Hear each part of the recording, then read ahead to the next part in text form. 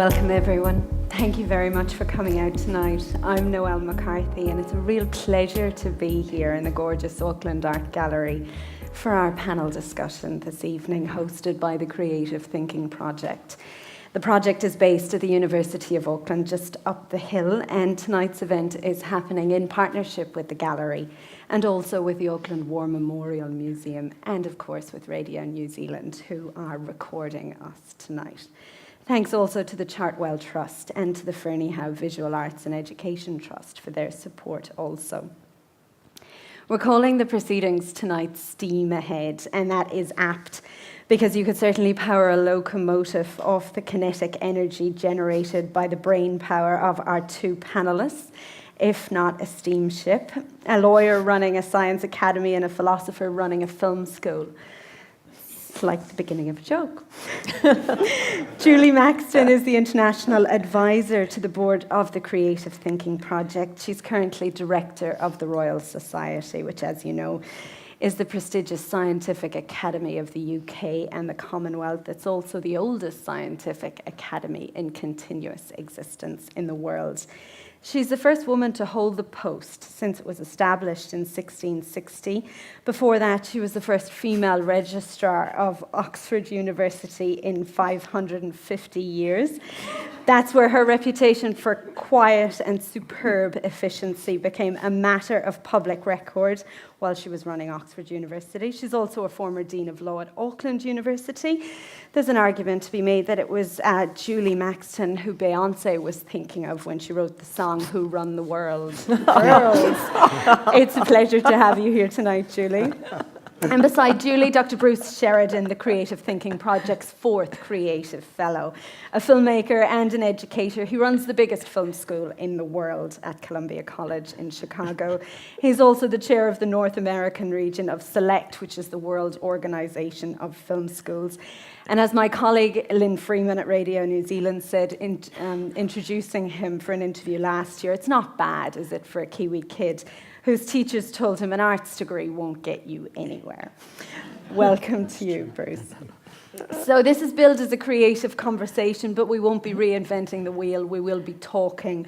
There probably won't be any interpretive dance unless the spirit moves us.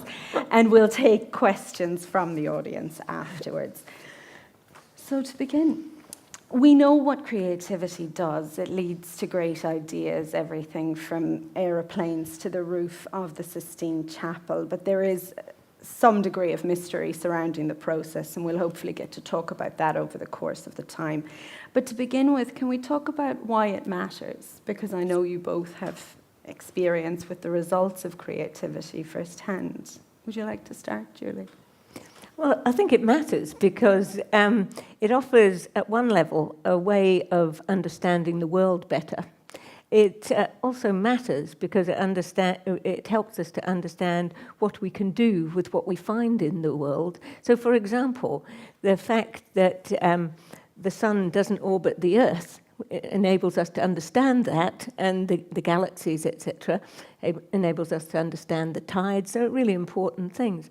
And then, it matters at different levels because it helps us make advances in science. And from my perspective in the Royal Society, some of the great challenges of the 21st century, for example, food, energy, health, will be solved not just by science, but by science and other things, and using ingenuity and creative answers to real-world problems.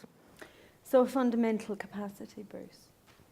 Yeah, I think it matters because it's, in a sense, mundane and ubiquitous. So, it's like oxygen matters because you've got to have it. So, creativity is just who we are. Human beings are creative. So, why would you not bring it into and try to use it to amplify everything that human beings do? So, I kind of think you start initially from the very ordinary idea of creativity, and then you say, given that, it's the best raw material we've got. So what can we do with it? And that's where education really becomes crucial. And we'll get to that. You've mentioned in our conversations previously, before we came in here, that we can take creativity for granted because it is so basic, because it is like breathing. But surely learning institutions like Columbia put a premium on imagination and creativity.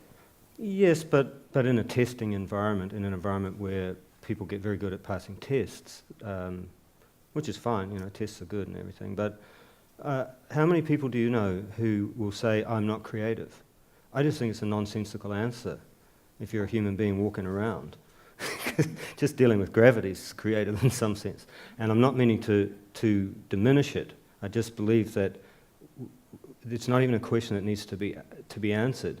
It's just we are, what can we do with it? That's all I'm really interested in. When people say I'm not creative, we're possibly touching on that whole arts versus science dichotomy there, aren't we? That certain things are considered more creative than others. Yes, I think everybody has the capacity to be creative. And I think the arts, as we currently know them, tend to be thought of first as being the area of creative expression. But in fact, the sciences are as well. And I think we have to remember that the use of the word arts to confine it to the expressive, visual and other arts is relatively modern. I mean, arts were, as a word, was used to describe mastery or skills at something, and it wasn't separated off from science. That's interesting, isn't it, this mastery, because there is a romantic notion of creativity which rests on the idea of being somehow touched or visited by the muse, isn't there, Bruce? Yeah, we talked about this before. It's a self-fulfilling prophecy. If you just take that it's mystical, we can't understand it, and it comes from outside, then that's what you're going to see. You're not going to see anything else. Scientists wouldn't want to do it that way, and they don't want to do it that way. So what happens is, if we just say that it's mystical and magical, and only a few people have it, there's nowhere to go after that. If we say, if everybody has it, now what can we do with it? Because I take the point that Julie's making. We have the capacity to do it. I got the capacity to do it. There's 90% of the day I'm not doing it very well. Just having the capacity to do something doesn't mean it happens, and it doesn't make it valuable. So if we're only paying attention to Mozart and Einstein and Picasso, or whoever that you want to pick out, all male, of course, then because that's what happens when you pick exemplars. What you get is what the society or the culture has already said is creative or important. So I think that a lot of the things that people like Julie and me are engaged in, which is changing those narrow ways of looking at things in our cultures and societies, are going to be helped by dropping that mystical, magical idea and just saying, park it to one side. Let's just do it another way, look at it another way. In fairness, we romanticize the scientists too. You mentioned gravity, Newton, the idea of the apple. Mm-hmm. It's definitely part, perhaps that is a human instinct to want to elevate. Well, yeah, I think you've got to remember, like many scientists, Newton wasn't hailed as a great hero in his own day, actually. But certainly for his explanation, for example, of the colour spectrum, I mean, it's forever sort of in people's minds as the album cover of Pink Floyd, Dark Side of the Moon. But I mean, that was hugely important. But a lot of those fundamental experiments in the in the 17th, 18th, 19th century, when they were exploring magnetism, for example, motion, gravity, and light, I mean, they led to a whole series of things like ships, watches, optics, engines, which really took society forward. So they were fundamental. But I do come back. I think everybody has the capacity to be creative. I mean, if you got a box of vegetables, and on some of these television programs, which horrify me at the prospect of getting a box full of food, and then you have to be creative and do something with it. And two different people would do different things with that. And I think that's fascinating. So when we're talking about creativity, we're talking about problem solving? Well, it's part of it. Problem finding or problem creating is more interesting to me than problem solving. I think a lot of people feel that way too. Just to Julie's point about Newton wasn't as famous in his own lifetime as he is now. It's the same thing with artists. I spend a lot of summers in Florence teaching and shooting films with students, and the people that in the Renaissance were thought to be the best artists are not the ones that we think are the best artists now. And that should trouble us, that it's so contingent depending on how we look at things from our own cultural perspective. So I would say that both artists and scientists are troubled, I guess, or put into this difficult situation where they have to be one thing at the time that they're doing it, but they don't really know what posterity is going to say about them. It's not about whether they were doing art or science to me. It's the fact that they were human beings being creative, and it came out in an art way or a science way or a mixture of those things. Whatever about scientists being artists, you have scientists being stars in the UK at the moment, broadcasting stars, for example. Yeah. Well, our biggest star is probably the president of the Royal Society. Wouldn't like me to say it because I think he considers himself quite a big star, and he is. It's Radio New Zealand National, yes. Brian Cox, whom you may get on the television here, he's a big star, and he's had what we call the Cox effect in the UK, which is that he's filled... Is this a scientific phenomenon? Well, it's becoming one. Is it a scientific term? It's my invention. It couldn't be. But he's the number of young people studying physics now, especially in Manchester where he teaches, is phenomenal. What do you put that down to? Is that his ability as a communicator? Does that play a role in that? Oh, yeah. He's able to explain science. I mean, he's invariably enthusiastic, and his sense of wonder, really, at trying to understand the universe. I mean, the universe didn't come with a manual. So the scientists have been trying to explain the natural world for a long, long period of time. And I think the sense that there are things we don't understand, and there are lots of things we don't understand, and he communicates that to young people. It also helps that he was a drummer in a group called The Ream. As a filmmaker, as a storyteller, you'd understand that instinctively, Bruce. Yeah, I think the storytelling or narrative impulse, that human beings share is actually a crucial part of this whole discussion. We get really focused on the celebrity side of being creative, like being an artist or a famous scientist or someone like Brian. But in a lot of ways, when you look at young children and how children develop and how they play and such, it's more a process of intuitively following story processes and narrative processes. And so in some ways that's what the challenge is in education, because I think for a few decades now a lot of education hasn't engaged actively in determining what the stories can be. It's more served whatever stories were fixed in place for the particular fields that we teach. I think that can change. There's in Columbia University in New York City started a narrative medicine program a few years ago, which has been very successful. They just decided that doctors and patients were way past having effective communication, ways of telling stories about their illnesses and about their treatment. So there you go, thousands of years of medicine, and it's only 10 years ago that somebody said, oh, there's a storytelling process involved, and put it in the education system. Julie, as an administrator, could I get your thoughts on the importance of creativity in institutions? Which does feed into the point Bruce has been making, specifically within systems. I know that during your tenure at Oxford, for example, there was that need to overhaul internal systems. You would have had to encourage creativity in order to do that. Yeah, definitely. I think you have to be clear about why you're doing what you want to do, and you need to accept rigorous challenge, because in places like Oxford and the Royal Society, they'll tell you that we've done it like this forever, and therefore, you've got to have a pretty good set of reasons for changing it. And if you're clear about the reasons and you can explain them, and which you have to do, then I think people are accepting of them. It takes a long period of time to explain it, because everybody likes to have the explanation individually in the kinds of places that I've worked, but... But it can change. You see it more a question of categorization, don't you, than polarity when it comes to this dichotomy or false dichotomy between the arts and the sciences, Bruce? Well, I have a personal view that human beings are just inclined to polarize. It's just easier to deal with the world that way. And that oftentimes what they really mean, say art and science or whatever, is they're convenient bundles or categories that you can just put something in.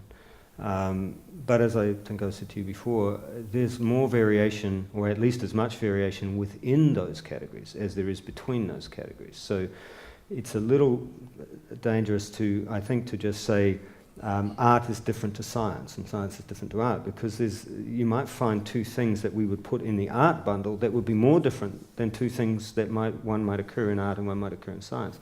And that's particularly true when artists and scientists work together. Because I've done that, I've been involved in that many times, and in fact I'm part of an initiative in Chicago right now called Cinema and Science, where we're using the huge research universities there in Argonne and Fermilab, and that is a way of driving collaborations between scientists and artists. I'm going back to Chicago to do research on a project of my own with a scientist there. And in none of those cases that I've been involved in has the scientist or the artist been able to clearly differentiate which bits that they did were science and which bits were art. They felt that they did art and science together. So it wasn't just the scientist did the science piece and the artist did the artist piece. And what are some examples of that? What did that look like? Who were the scientists and who were the artists? Well, when I did a presentation in Chicago about this, I did a sports concussion film that was quite big in the States a couple of years ago called Head Games. We work with scientists in Boston University and the University of Philadelphia. And in all of those cases, trying to tell the story, it's actually more the narrative process than what you'd think of as high art, I guess. But in the narrative process, the scientists helped us to figure out how to tell the story. And we helped them to see connections between really complex science that they had always seen as discrete because they were writing papers about it in a discrete way. So that's just one example. The one I'm going back to, which I can't talk about, is going to be much more like that. So, but my point really is that I've never experienced it that the scientist said, this is the science piece, I'll do that. This is the art piece, you do this. It's never. It was a lot more organic in terms of Yeah, how it and came why would you together. do it otherwise? I think you do it because you get to play in a place that you couldn't play in normally. It's not a skill that you would immediately associate with success in, well, I hadn't previously, in the realms of science, Julie, the ability to be a storyteller, to tell a story, and yet communication is becoming an increasingly important part of achieving excellence, isn't it, in the sciences? Oh yeah, I think it's always been important. I mean, when science was really the preserve of private wealth, and scientists were supported by individuals, then they needed to explain. Even great scientists like Humboldt, that went around the world and did all sorts of exceptional things, had to come back and explain what he'd been doing and what he'd collected, etc., etc.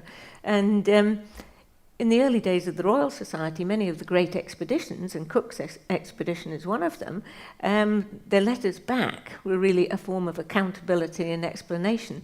But they were sent back to scientists, of course. With public funding of science, it's becoming increasingly important to be able to explain what this money that you've received has been used on. And actually, in your grant applications, you have to explain what you think is going to be the impact, which is scientists don't particularly like doing that, but nevertheless, it is important.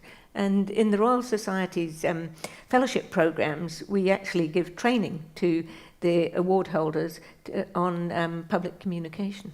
Which would seem to be as strong an argument for an interdisciplinary primary education as any. Yeah, I would agree with that. It's interesting, I just had a flash of thinking of Cook's letters as a sort of a key performance indicator, which hadn't occurred to me. Well, it's very interesting because they're in the archives, of course, at the Royal Society, and I go and look at them from time to time and other things, and they always start gentlemen, and then they start to say what they've been doing, and you can see it's not quite like that, but certainly there was an expectation that if you were away exploring, you really needed, well, first of all, to tell people you were alive as far as possible, and then to say what you've been doing. At least you were alive 3 months ago. Yeah. That's a key performance indicator. I want to come back to what you were saying earlier, your earlier comments about capacity.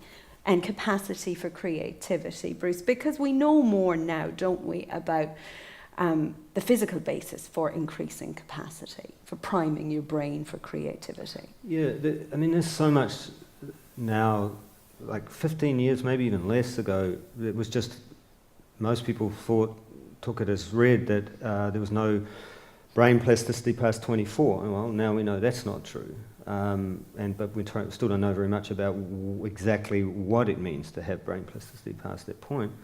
There's an interesting TED talk that I point to sometimes, which is an animation actually that shows how music, playing music, is dispersed across the brain more widely than than pretty much any other human activity. And some very good fMRI and PET scan based neuroscience that shows how other skills and physical changes happen in the brain the more that the brain is used that way. So these are things we didn't know when we set up education. When we said musicians never work with physicists or something like that, but I'm a musician and music's math as much as anything. So I think that's my interest really, is we're still doing a very good job of educating in a world defined 50 years ago.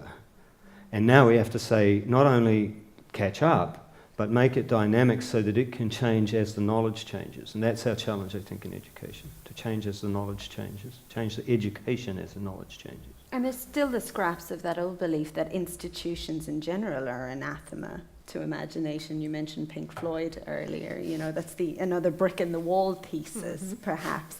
And it's true, isn't it, that a lot of creativity depends on experiencing the world? You're called filmmakers, not film thinkers. Yeah, I'm not sure if that's an accurate word, but filmmaking's not it's totally collaborative. That's one thing, and I think that's an important thing. Actually, we haven't mentioned that. Most everything that we do presumes in our society, anyway, in our culture, presumes that it's the individual, it's atomized to the individual, and then if there's collaboration, it's just the summative process of bringing individual creativity together. There's plenty of evidence that collaborative creativity usually or should yield results that are greater than the sum of the parts. And so there you have some mysticism that would be a lot of fun to talk about. Which takes us back to Isaac Newton and standing on the shoulders of giants, perhaps. Yeah, it's very hard to find evidence of anything wonderful that anybody did that was isolated and magical in the way that it's usually claimed to be, often by those people, but not always by those people. I think I mentioned to you that Keith Ashton's book, How to Fly a Horse, which is out here right now, I saw it in a bookstore the other day. He starts off by just saying, let's get the creativity myth out of the way, and he goes to that quote that was attributed to Mozart about how magical his composition was, and how it's apocryphal. It definitely isn't accurate description of how Mozart created the art that he created. So let's just get it out of the way and get on with business, is my idea. On that topic of collaboration, that collaborative spirit is the spirit that animates some of the companies who've successfully monetized creativity. Pixar, Ed Catmull, who's written a book called Creativity Inc. There's the Steve Jobs example, of course. Collaborative processes have been hugely successful in terms of pushing this forward. Yeah, the biggest, in the film school that I run, we really completely changed the whole educational structure located around collaborative creativity, and the results in terms of success of students going out in the world and creating new work that didn't exist before and making faster strides and being more successful is quite extraordinary. And all we really did, I'd love to think it was really clever, but all we really did was just say, how do human beings really do things? They do things together. We're social animals, and we don't, there's not much of our lives that we do completely in an isolated way, and it's kind of pathological if we do, or if we do it too much of it. Serial killers, whatever. So, which is creative, I think, maybe, I don't know. It's problem solving, yeah. Getting Yeah, right. Yeah, it's quick problem solving. Yes, we collaborate, but we also criticise, don't we? That was one of the aspects of Pixar that was so interesting in Ed Catmull's book. He described the way in which everybody was encouraged and allowed to give voice to a criticism without being shouted down and without, I mean, we're limited by hierarchies to a certain extent in most institutions, aren't we? Well, certainly not in science. I mean, nobody has a monopoly on wisdom in science, and scientists are skeptical people. They are looking at data, they've got an open mind. They might think one thing, looking at a set of data, but if there's a stronger set of data comes along, they have to have an open mind to change what they think this data is telling them. But just to your point on your experience being relative to creativity, in fact, Steve Jobs referred to that very point, and he gave a graduation address at Harvard, and he said, you know, all you can do in life is join the dots, but you join the dots looking backwards, not looking forwards. So he joined the dots of his experiences, and when he had made Apple into its first incarnation. And then to the collaborative point, I mean, in Apple, Johnny Ive, who's the design director of Apple, what he's done, I mean, there you have nanotechnology plus beautiful design, and part of that design, Jobs did calligraphy when he dropped out in his first go at a degree, and one of the reasons things are so beautiful is he was taken by the art of calligraphy, and so it all came together. But that's working together in a modern sense. You can look in history and find examples where scientists like Faraday, looking at electricity, was friends with Turner, and he explained to Turner how pigment discoloured in the dreadful weather, the mists of London at the time they were both working. And so you can see in Turner's paintings of the moon and the sun, some lectures he'd been to with Faraday and with Herschel, because there was a kind of permeability between the scientific world and the art world. And there's lots of examples, Josiah Wedgwood and many of the others of that time. And so I think to try and bring that permeability about in a different way today would be quite a step forward. Mm. And an important point, I suppose, Turner was criticised, you know, just to come back to the earlier point, for his muddy paintings, for his smudged paintings, for the use of it. Perhaps posterity is kinder than... Getting criticised in your own time is a pretty good indication you're probably doing something right. I'm serious about that. I mean, that happened to Jobs early on, too. It's an interesting thing about collaboration to me, and especially in the education environment, is that you first have to take people safely past the discomfort with the inherent tension of criticism and the inherent. It's just a fact that if individuals who are creative and want to be creative get together to do something collaboratively, they won't want to do it exactly the same way, and that shouldn't be a negative. That should be a positive. And in the good collaborative processes I've been involved in, it has been, and that word process is the important one here, because the emphasis is being overwhelmingly on product in certain environments, and it's moving very quickly to process. So a lot of businesses in the United States now are figuring out fast fail reiterative processes, but they don't exactly know what the products of those processes will be. They just know that they will be products, and they will be good ones, and they will do things with them. Whereas it used to be very empiricist kind of idea, there's a product we need to create. It's sort of Ford's production line, you know. We just got to break it down. We don't need to be that way anymore. We have the science to know that we don't need to be. We have the technology to know. But the human beings have always been there. There's not that much different about us as human beings. And my feeling now is with computers, I've said this before, computers now store, so they have memories and computing capacity so advanced from what it was that's not something human beings should be wasting their time on too much. You know, Einstein said, "Imagination is more important than knowledge. Show me the information in the library, but I really want to understand what I'm doing with it." And he also said, "All scientists are in the end artists." But the thing for me now is, well, what do you need the human being for? Well, the same thing you always needed the human being for, is the fuzzy minimally, well, to some degree constrained stochastic or randomized processes that human beings are good at and have to be because of the social ways that they function. We can probably over time, not in my lifetime, thankfully, we can make computers that are closer and closer to that. But they're not there yet. They're not there for a while. Let's just keep making sure that what we need human beings for is a step ahead of what the computers can do, and we should be fine. Well, that's an important point considering how quickly moves towards artificial intelligence are being made. But as you say, Bruce, there will always be fuzzy, is a good word, fuzzy intuitive processes. Yeah, well, I've always got a place in the world. If it's fuzzy, I'm there. There'll always be processes that computers, or robots in fact, won't. Can a robot make a film? Would it be? Oh, I think some do. I've seen some of those films. Leave James Cameron Don't tell out anyone. of this. Transferring all of this into an educational context, does that mean that the future is in increasingly interdisciplinary fields? Well, I would say that what it points to is a broad and balanced education, and not specialising too early.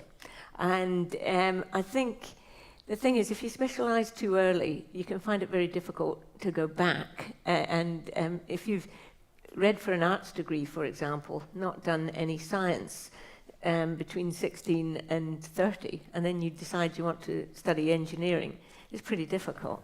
I actually think it's easier to go the other way. If you do a science degree, you can go and read law.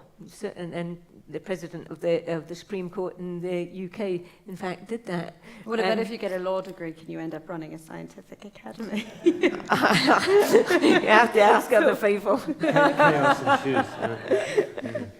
Would you agree? You'd agree with that, Bruce? Yeah, well, I think first of all, there's nothing anti-discipline or anti-specialization. It's should there be a tyranny of specialization or a tyranny of discipline? I don't think so.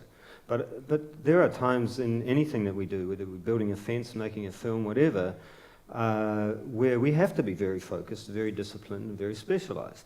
But I don't see any reason to define and limit everything we do to the concept of specialization, especially the more we have technological mechanisms and support to take care of a lot of that. Human beings don't generally have much problem focusing on something narrowly if it's the right thing to do and they need to do it.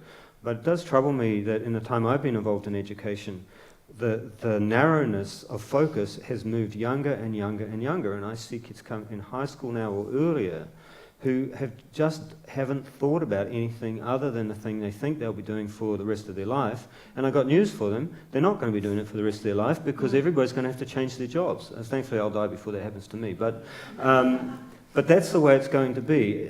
Just even the concept, and this is something I get to say, I suppose, but even the concept of you do all of education early, you do your PhD, and then you keep doing that field for the rest of your life may be going to change. And people may be going to come in and out of education at different times in their life, and at different levels, for different reasons, for different periods, which I think is a better answer to the sort of business struggles that education has than simply only the old techniques of raising more money or selling more products or something, because the market's not exactly friendly to either of those things right now.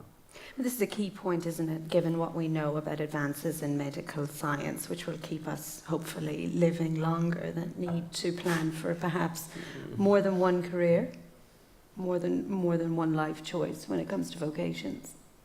Well, we've both had more than one career. Yeah, well, I think that's probably fair comment. Just to come back to, you both mentioned Steve Jobs, and we've got the release of the Apple Watch this week, this sort of apotheosis of what might be seen as a fetishization of creativity, as it's certainly been characterized through Apple and the release of these products. These sorts of conversations are becoming more prevalent, aren't they? We are thinking more about creativity, what it is and where it comes from. Well, I think creativity's been fetishized and turned into a celebrity mechanism for all of human history, I think. I don't know, I wasn't there all the time, but that's what it looks like to me. the watch, well, it's interesting, $350 to $17,000. So that's a game right there, you know. That's not simply about a product. It's an aspirational thing. It's all the things that advertising talks about. We'll see how many $17,000 watches they sell. But Ed Catmull is interesting in the Pixar context because there you had people, you know, Catmull and Brad Bird and Jobs, when they were together, where they were very different, but probably they all will now say that they learned and developed ways of functioning they would never have developed had they not worked with those other people. So one of the lessons of Pixar, when I put the MFA in creative producing degree together at Columbia, which was the first of that particular approach and to be done in the US, and it was very successful. When I put that together, in the 120-page document I wrote for the degree, I included the Harvard Business Review analysis of Pixar as a business, partly just to show what had happened when these three different people, or more than three different people, collaborated with each other. But most people just saw it as a sort of a celebrity thing. Okay, it's Pixar and they make these big films, or it's Apple and it's Jobs. I don't know that you can set education up or even go about making films or writing novels or anything, or figuring out which way the sun goes. I don't think you can do any of those things with the aim of hitting the next target for social fetishism or celebrity status. That's what I meant before when I said, if you're getting criticised in your own lifetime, you're probably doing something right. Mm. And you mentioned novelists. Some branches of creativity, some branches of the art are better set up for collaboration than others. There are certain things that we do alone, aren't there? Yeah, there are. But I don't know, novelists... I interviewed Michael Ondaatje years ago, right when he'd sold the rights to English Patient. And I said to him, you know, people say that you're a cinematic novelist, and I don't get, it seems like a meaningless phrase to me.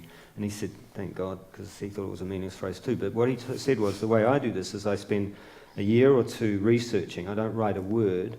And then I sit down, I imagine a setting, in that case it was the villa, and then I bring characters into it and I figure it, and they tell me what they're going to do. And that conversation led to the idea that even though he was writing on his own, being a novelist wasn't a solitary pursuit at all. He was working in the Bodleian Library and all these different places in the world that he was going to research. He didn't feel that it was a solitary pursuit. I'm sure there are. So I guess my point there is that it's not being a novelist that's solitary. It's that some novelists can be solitary in how they do it. So can some physicists.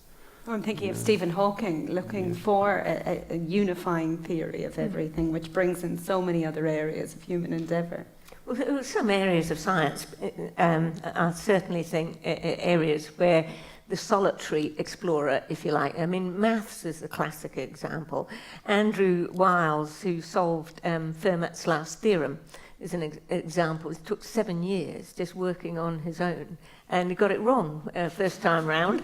But that's what happens, and the mistake was pointed out, and it took him another 2 years to solve it. But just going back to your point, Noelle, of creativity and its modern expression. Creativity, to me, is basically just the use of your imagination or original ideas to do something or to make something. And that's been around for a long, long time. And, there's some really interesting things in history. I mean, one of the great pleasures of my current job is I get to explore all the archives, etc., of the Royal Society. And there's an Irish scientist at the end of the 17th century called Robert Boyle. And so the theory of gases, which is he developed. But he wrote this list of things that he imagined. And this is in the late 1600s. And he thought these would be great things to invent, but he didn't know how to do them. So one was the art of flying, can you imagine? One was swimming underwater for a long period of time. One was making glass malleable. One was prolonging life. Another was making a ship that didn't sink. And there were 24 things on the list, and I'm stopping now. But, but nearly all of them have now come to pass. Impossible is nothing. Amazing. Mm. I think we have time for some questions. If anybody would like to ask a question of Julie and Bruce, now is your chance. Paul Bushnell from Radio New Zealand is our man with the microphone. So if you put your hand up, Paul will come to you with the microphone. If you can squeeze through there, Paul. Thank you.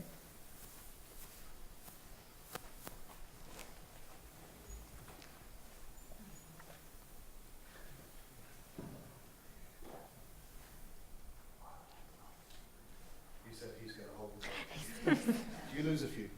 It's not a control issue. It's more for levels, I promise. I was just interested in your last point, and I've been thinking all the way along. Point was made that everybody's creative. Human beings are creative. Is creativity one end of a scale of intelligence? And what's the difference between intelligence, problem identification, problem solving, and creativity? You know, a smart solution to a difficult problem, we say that's really creative. But actually, it's just applied intelligence. I'd be interested in your views on that. Who'd like to start? Well, I think you can get a bit tied up in the language of that, because often, I'll speak from the perspective of science to begin with. Scientists look at data and at evidence. The whole scientific method is around evidence, observation and reproducibility. And from that data, often the great advances in science are made from examining it and then just a leap of intuition or imagination. Rather, of course it's intellectual, but I come back to the current president of the Royal Society, Sir Paul Nurse. He got his Nobel Prize in 2001 for cell division. So he was just, which is critical in cancer, of course. And he tells it in a very funny way, because he was actually in Edinburgh, which is my hometown, but there's nothing much to do with it. That's as close as I'll get to a Nobel Prize. But he was examining the cells, and he thought the cells were going to go smaller, and they actually went larger, and there were irregularities. And is it intellectual? Well, of course it is, but not everybody who's clever and working in that field would have got to that point. So I think there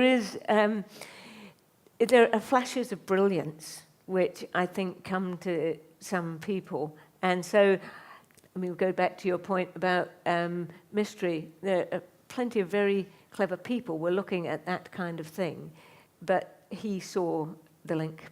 There's usually a ratio to industry as well, though, isn't there? You know, the old saying, it's You 99... mean effort? Or, yes, yeah. 99% perspiration, 1% inspiration, or whatever. Yeah, I'm not sure about the percentages. That's a big conjecture. But see, to me, the whole idea of IQ or measuring intelligence is fraught with difficulties anyway. It's notoriously culturally dependent. There's a famous, years ago when I was researching film in Australia, I found these archives where there was a record from, I guess, the 1800s, where some Aboriginal people had been astounded that they'd been watching in the bush English settlers dying, and they couldn't believe it because the English settlers couldn't see all the food around them. But to the Aboriginals, it was full of food. But if you were coming from England, they would not look like food, you know? So who was intelligent there? I don't know. I don't know if it's that useful of a concept. I think it's more what Julie's talking about, that that's a nice thing about creativity. Sometimes when something is mundane or ordinary, you get to use it in very elevated ways. But if something sounds elevated from the get-go, there's only one narrow way to use it, and that's how an IQ tends to work. It's like you either got it or you don't, and that's what we use it for. But the thing about creativity, it's self-testing, because it's about, we can argue about the fine-grainedness of this, but things like novelty within a context and utility, all these different things that we can talk about are legitimately variable without being reductively relativist. They're legitimately variable in different circumstances with different individuals. So that's my view. I'd like to, first of all, thank both of you, because it's been totally inspiring to listen to you. I'm very interested in the ideas around change. And I don't know whether to be overjoyed or depressed that it was so difficult to inspire change in a highly intelligent and focused college environment. I wonder whether you could both comment on the role of leadership in this, because the creative energy is about bringing about a change which improves the quality of life or spreads wealth across more people, or recognizes that we're hopelessly impoverished for most people on the planet. And therefore there is this really extraordinary emphasis on all of us, the responsibility to be leaders.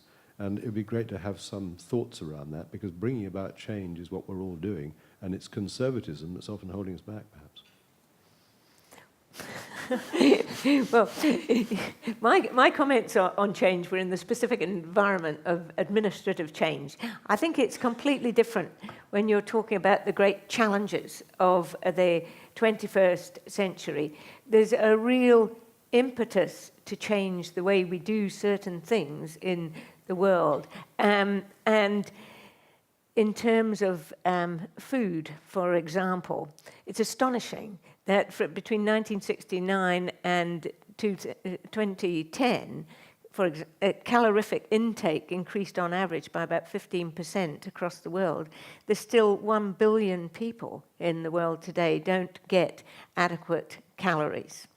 And how can that be so? So that we throw away in the developed world about 30% of food.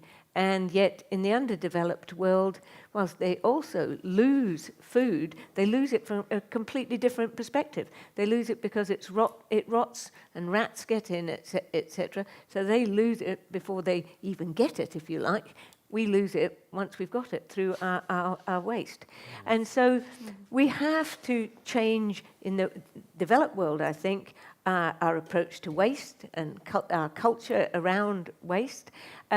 In the underdeveloped world, we've got to think of ways in which we can protect the food, for example, with warehouses which are adequately cooled in proper areas and transportation. So I think there's a lot to do. I think it's very urgent. I think the drift of populations to cities, the threat to coastal cities with climate change and other changes to the weather systems.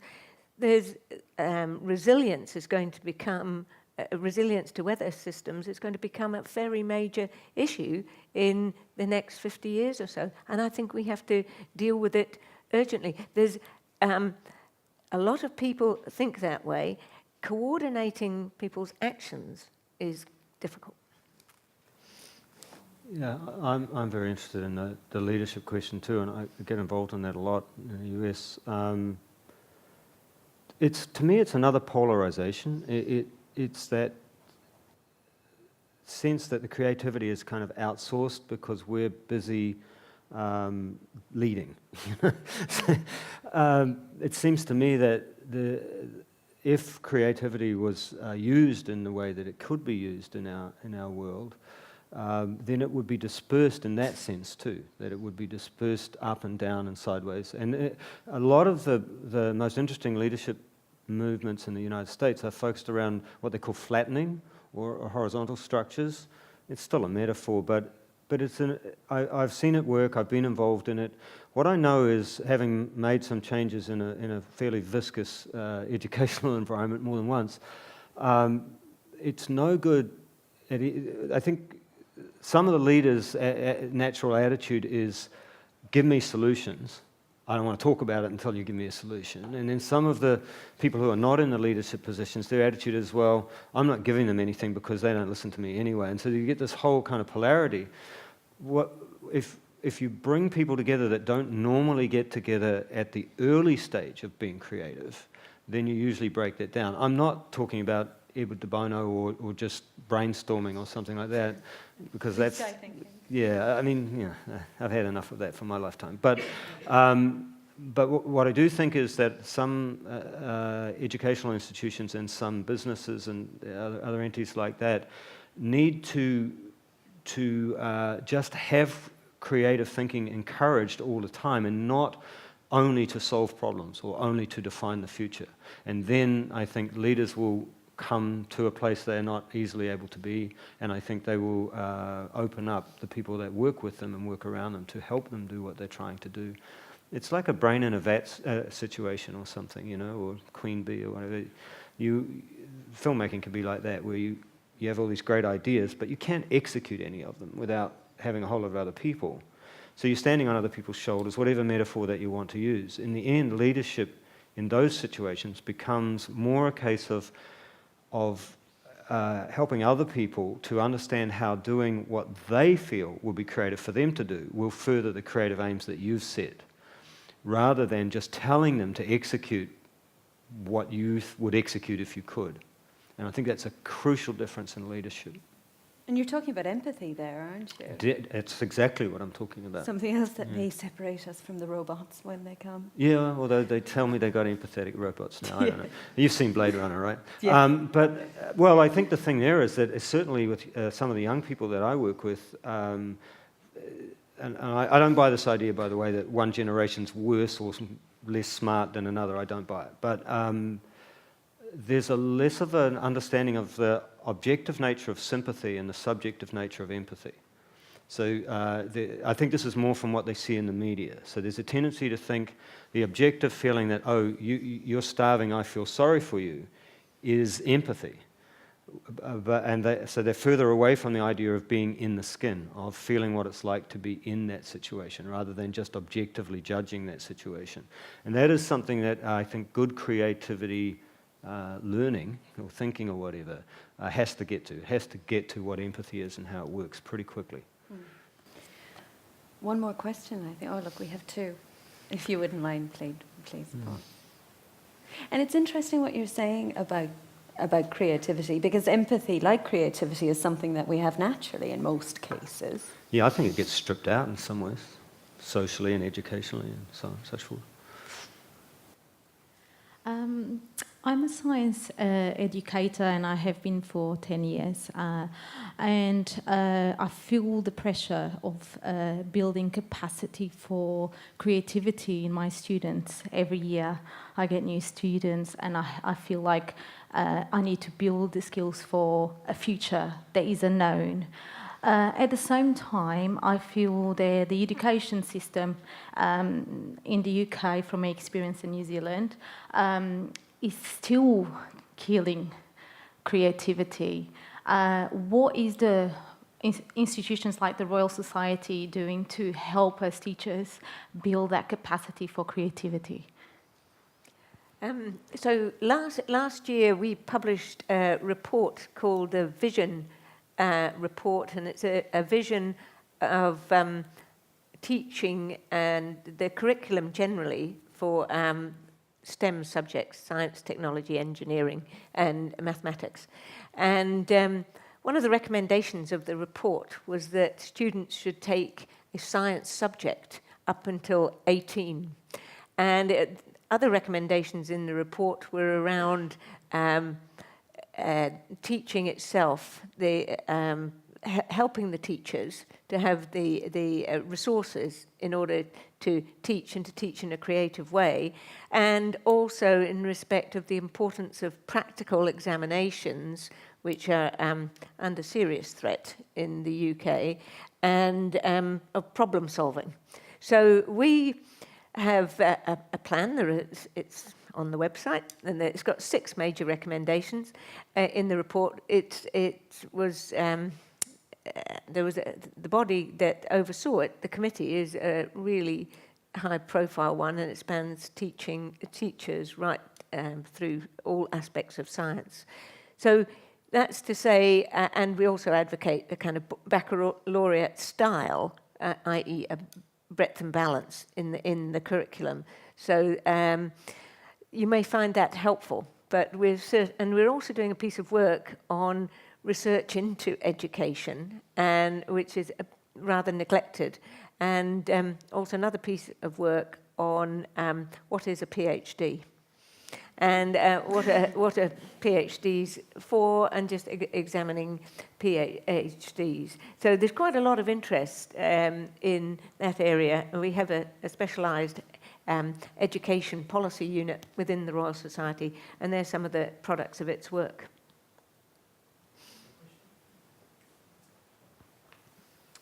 I'm interested in your thoughts on the relationship between culture and creativity, and where you see the New Zealand culture sitting on that kind of spectrum.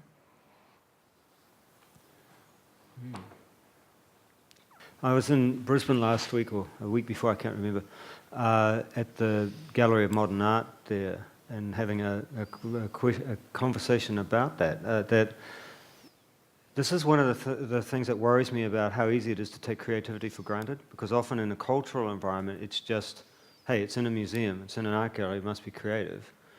And this goes to what Julie was saying before. Sometimes there's this sense of, well, it's not in a museum, it's not in an art gallery, maybe it's not creative. That could be true about a lot of science or contemporary science. To me, it's really about how things come about, the processes by which they come about.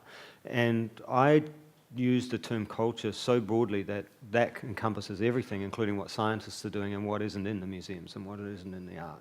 That is culture, it's the totality of culture.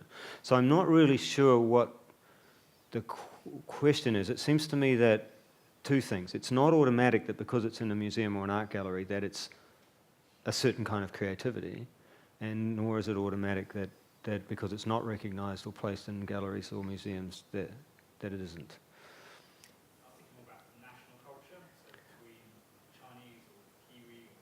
Yeah, see, I'm the wrong guy there because I don't buy the national culture thing.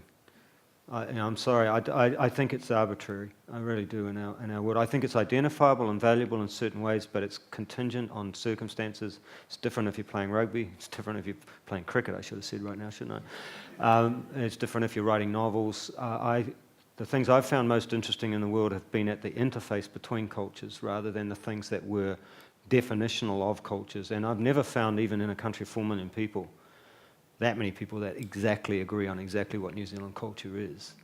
So I'm not saying it doesn't exist, but I'm just not sure why it seems to me like that's working inside out.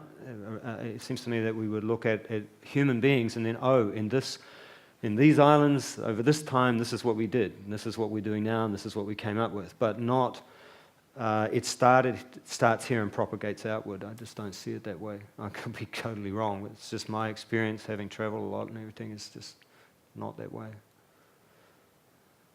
One more question. Hi. It seems to me that listening to the conversation, we've missed one of the most important parts of creativity. In my experience, I've worked in both science and in the arts around the world. And the common denominator that I've observed is passion. Very, very passionate people, whether it's in the movies, artists, are the people that are most creative. That's what I've noticed. Similarly in the sciences, whether it's neuroscience or physics, it's the deeply passionate person that will try every single option, that will explore every single possibility, that will have done the homework so they can join all the dots together. And also when it comes to teaching, the question there, I think one of the most important parts you can instill in a student is a passion for the subject. If a student is passionate, whatever that is, they will do well. And even if you haven't given them all the skills or the tools, because they're passionate, they'll go and find it. So I guess it's a question or an observation. I'm an old fellow now, I've been around the blocks, and I've seen the power of passion and creativity, and I'd just like your comments on that. Thank you. Well, I completely agree. I mean, it might be described in some quarters as obsession as opposed to passion, but certainly in the world of science at the highest level, it is impossible to get to the levels that the scientists I work with are at without being utterly passionate about what you do. So I completely agree with that. I think there are other distinctions one can make between the way creativity plays out between artists and scientists, but the passion is a commonality. I'm going to dissent from it a little bit. not because I disagree, but because I think that it's too easy. So passion is a very imprecise term, partly because it's so easy to use colloquially. There's a lot of focus on this in research about creativity. You know, are we talking about motivation? Are we talking about reward? There's all sorts of different things. What I do know, I'll go back to my serial killer thing. Serial killers are usually pretty passionate about their work, but we don't really think of them that way. There is great work that is done by people who, from the outside, don't look as if they're passionate. Or doing it passionately, I suppose you might say. There's also a lot of work that's labelled as creative because it was done passionately that just disappears into the ether and has no lasting value in the culture. Everything I ever do, I do with passion. So I believe in that sense, and I agree with the comment in that regard. But it's very tricky to lead an educational process around the idea of, we're going to make sure you're passionate, and then you'll be creative, and then you'll be successful. And that's my concern with it, really. Any other questions? I think we got to everybody, didn't we? One more.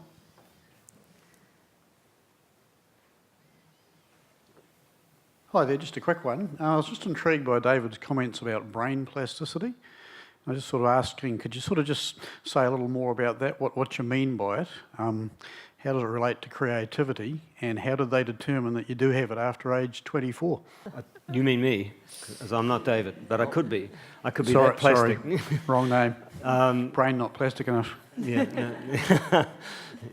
Well, again, it's one of those things that scientists working on it will say, hey, hang on a minute, this is very complicated and there's a lot more work to do.